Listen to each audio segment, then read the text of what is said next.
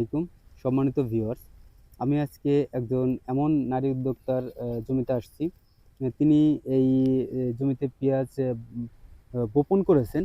মূলত হচ্ছে যে কৃষি কার্যক্রম করার সময় হচ্ছে আপনাদের এই পেঁয়াজ লাগানোর মৌসুমে লোকজনের সংকট প্রচুর থাকে। তার জন্যে সে নিজে থেকেই চিন্তা করছে যে আমি পেঁয়াজটা রোপণ না করে বপন করব।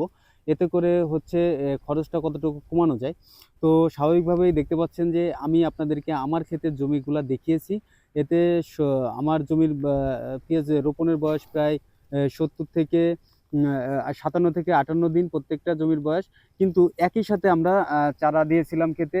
দেখতে পাচ্ছেন যে আমি আজকে দেখিয়েছিলাম যে আমার ক্ষেতের পেঁয়াজের গোট আসছে। কিন্তু এখানে আমার আন্টির ক্ষেতের জমিতে পুরা পেঁয়াজটাই স্বয়ংসম্পূর্ণ হয়ে গেছে। আশা করা যাচ্ছে যে এই ইচ্ছা যদি করা হয় তাহলে এখনই এই পেঁয়াজ উত্তোলন সম্ভব এবং হচ্ছে এ এটা হচ্ছে খুবই সহজ সিস্টেম। কিন্তু এখানে একটা বিষয় আছে আপনাদের লক্ষ্য রাখতে হবে যে ওই জমির থেকে এখানে কিন্তু নিড়ানি এবং কোবের নিড়ানি লাগে এবং হচ্ছে এখানে প্রায় ৫ টা নিড় দেওয়া হয়েছে। আর গতানুগতিকভাবে প্রত্যেকটাই হচ্ছে আপনার স্প্রে কিন্তু ওই জমির মতোই যেগুলা রোপণ করা পেঁয়াজ সেগুলা হচ্ছে যেরকম স্প্রে করতে হয় এখানেও সেভাবে স্প্রে করতে হয়। কিন্তু ওটার থেকে এটাই মোটামুটি ফলন প্রায় হচ্ছে ২০ দিন আগে ফলন ঘরে উত্তোলন করা সম্ভব। এজন্যে আপনারা যারা চাষি আছেন, যারা কৃষিকাজ করতে চান তারা এই পদ্ধতিটা অবলম্বন করতে পারেন।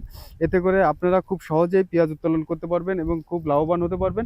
এটা লাভবান হওয়ার একটা স্টেপ।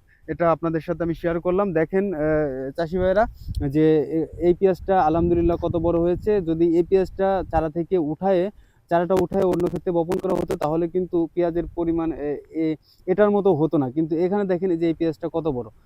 তো আমার কৃষি চ্যানেলে থাকার জন্য আপনাদেরকে ধন্যবাদ এবং নিত্য নতুন স্মার্ট কৃষি উপহার আপনাদেরকে আমি দিব। সেইজন্য আপনারা সকলে আমার সঙ্গেই থাকবেন, ভালো থাকবেন। সেই আশায় রেখে আজকের মতো বিদায় নিচ্ছি। আসসালামু আলাইকুম।